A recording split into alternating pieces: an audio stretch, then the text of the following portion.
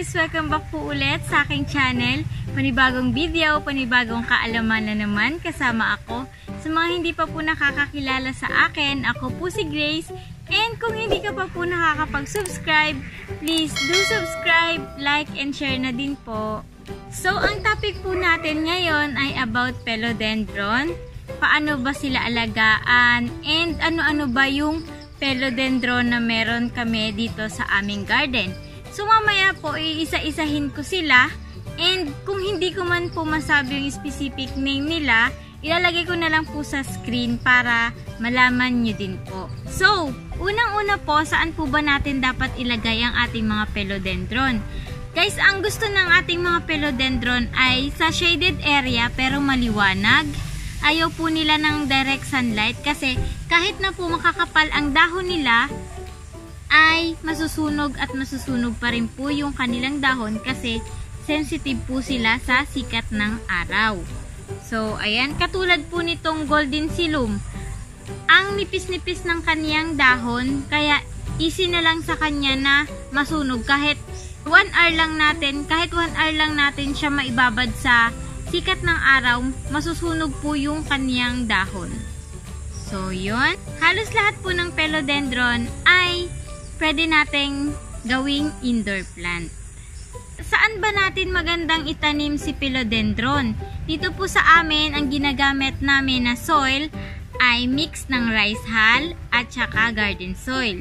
Yung pangalawa naman pong mixture namin ay rice hull, coco peat, and garden soil. Yung iba po naming philodendron, iba-iba kasi yung pinagtataniman nila. Mostly ay yung may coco peat po sa aming mga philodendron. Sa pagdidilig naman po tayo, kapag ang gamit po nating mixture ay may rice hull, coco peat, and garden soil, ay hindi po advisable na everyday ang dilig. Kasi po, ang coco peat ay matagal po siyang matuyo.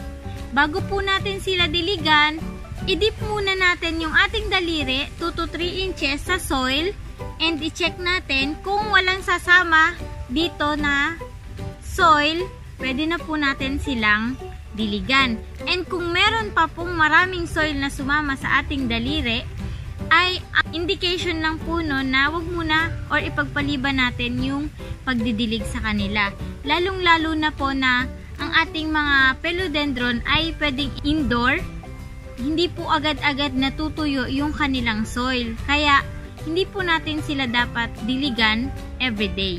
Pag nilagay po natin sila indoor, wag lang po natin sila itatapat sa sa aircon. Yung direct na buga po ng aircon, wag po natin sila itatapat kasi yung ibang halaman po ay namamatay dahil hindi nila kaya yung lamig na natatanggap nila, at the same time basa pa po yung kanilang soil. So yun, kapag ganun po kasi ay maaaring matrigger din yung ating mga philodendron na magkaroon ng root rot. Kasi nga po, nasa loob ng bahay, matagal matuyo ang kanilang soil. Sa pagpe-fertilizer naman po, dito sa aming garden, yung mga philodendrons po namin ay hindi namin nilalagyan ng fertilizer kasi malulusog naman po sila. Pero nasa sa inyo rin po yun, pwede naman pong maglagay. Pwede pong maglagay ng ng Osmocote kasi yung Osmocote po ay slow release na fertilizer. Kapag diniligan nyo po yung halaman, saka lang siya magre-release ng fertilizer para dun sa ating halaman. And lagi ko pong sinasabi na magandang maglagay ng fertilizer kapag may mga tumutubong bagong dahon sa ating halaman kasi yun po yung tumutulong para mas mapatibay yung kanilang stem. Katulad po nito, may bago na siyang patubong dahon. So yan, yun yung magandang time or the best time para sabayan natin ng paglagay ng fertilizer. Sa iba pong magtatanong, paano ba sila paramihin or i-propagate? Ito pong mga philodendrons, yung ibang philodendron po ay merong mga bulb, yung iba naman po ay wala. So, kapag meron pong bulb, pwedeng doon natin hiwa-hiwalayin yung bulb niya and yun yung itanim para i-propagate. And yung iba naman po ay true cuttings. So, ipapakita ko po sa inyo kung aling philodendron yung pwedeng cuttings, and pwedeng sa bulb paramihin. So, ito guys, kung nakikita nyo, ito si lemon lime philodendron. Ayan, nakikita nyo po, meron na siyang ugat. So, cuttings po ang pwedeng i-propagate dito. Dito natin siya pwedeng putulin sa baba ng ugat. Ayan. Tapos, pwede na po natin siyang itanim. Ayan. And kung nakikita nyo po, nakahang po siya kanina. Kinuha ko lang para dito sa ating vlog. So, yan. Si lemon lime. Kung mali po ako, ilalagay ko na lang po yung yung pangalan nila sa screen. And ito yung bago namin ngayon. Nakalimutan ko rin yung pangalan. Ito naman po ay sa bulb. Sa bulb po siya propagate. Ito. Wait lang po ah. Yan. Ito, nakikita nyo po ba yan? Yan po yung bulb. And, ayan siya. Yan. Ito siya. Ganda ng leaves niya. Isa lang pa yung dahon niya. So, yan. At ito naman si Birkins. Ito ay isa ring maharlika. Mahal po ito. So, yan. Si Birkins naman po ay pwede natin siyang i-propagate ng cuttings. Ayan. Ayan. Kita nyo po yung may ugat na yan. Kapag humaba-haba pa po yan or tumaas ng konti, pwede na po natin siya i-cut. Basta po meron na siyang ugat, yun, pwede na po natin siyang i-propagate. And ito po yung mixture namin, oh. May coco peat, may rice hull, and soil. So, yan si Birkins. Yan. And ito naman si red dragon. Yan. Philodendron din po yan. Ay, may dahon. So, yan. Ganito po yung leaves niya. Yan. May variegated. And ito yung dahon na bago. Wala pang green. And ito yung new leaf niya. Kulay red. Red na nag-orange. So, yan. Sa bulb din po to galing. Ayan. Kung nakikita nyo, ito yung pinanggalingan niya. Ayan. So, yan po. Ito naman yung isa. Ito yung dahon niya. So, yan. Hindi ko po alam yung pangalan nito. Ilalagay ko na lang po sa screen mamaya. And ito din ay cuttings ang paraan ng pagpo-propagate sa kanya.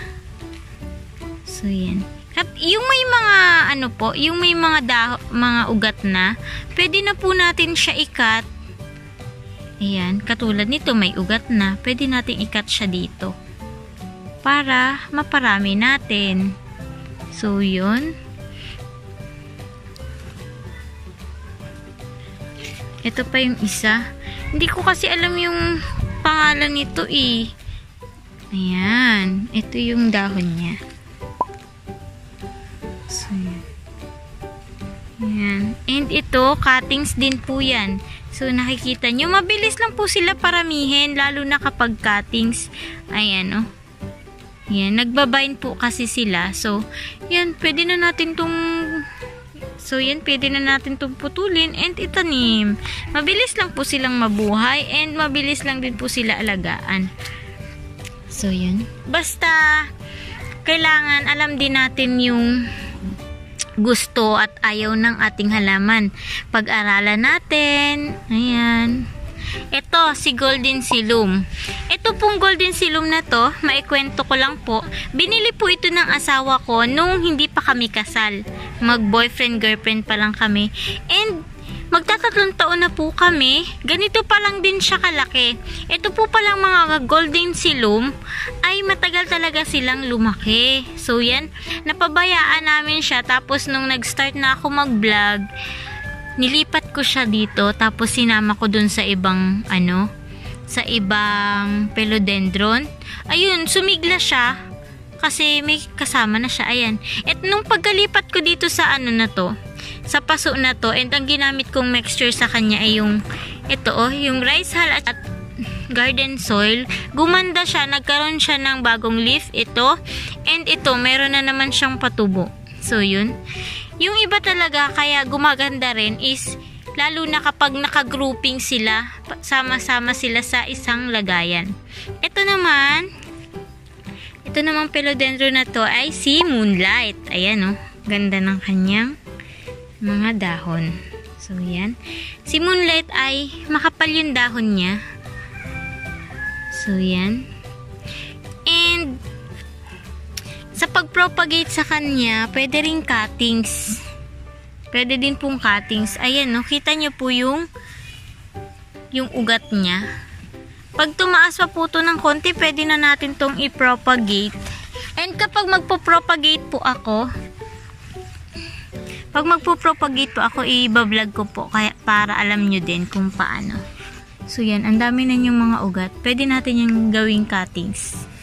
So, yan. Ito naman po yung silum. Ayan. Sahod yaman kung tawagin ng iba. So, yan. Ang pag-propagate po nito ay sa bulb. Ayan. Pwede po natin siyang hatiin tapos ipunla natin. So, yan. Ayan. Halos may mga bulb to. Ayan. And ito. Hindi ko pa po mapakita sa inyo yung actual na propagation ng philodendron. Pero ayan po si silum or sahod yaman. Ito po ang sanadu. Ayan. Ganyan yung kanyang itsura. Indoor din po yan. And ito naman yung isa.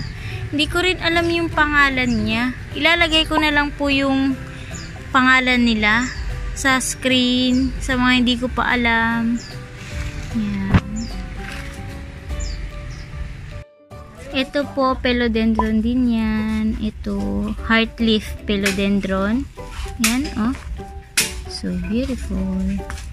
Ito pa. And, ito pa po. Philodendron din yan. And, ito. Yan. Ito po yung iba naming philodendron. Yan. And ito. Hiwa-hiwalay po sila eh. Yan. Pwede na po kami mag-ship ng ibang halaman katulad ng mga philodendron. So, yun. And ito yung iba naming birkins. 3 po yung birkin namin. So, yan. Kakaiba talaga yung kanyang dahon and tamang-tama sa presyo sa kanya. Ayan.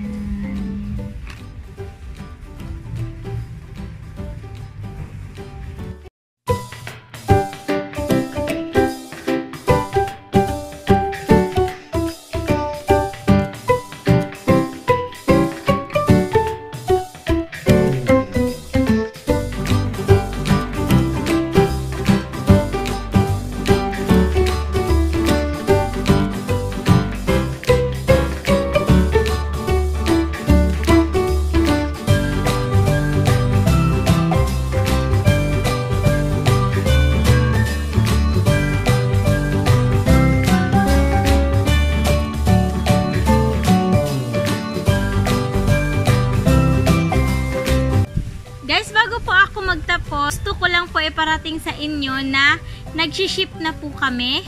Please follow Greenleaf PH. Ilalagay ko na lang po yung link sa description box para po dun nyo makikita yung mga halaman na pwede namin i-ship around Metro Manila pa lang po. And yung mag-a-assist po sa inyo dun ay kapatid ko. So yun, maraming salamat po sa patuloy na panonood and pagsuporta sa akin. Thank you for watching. Bye!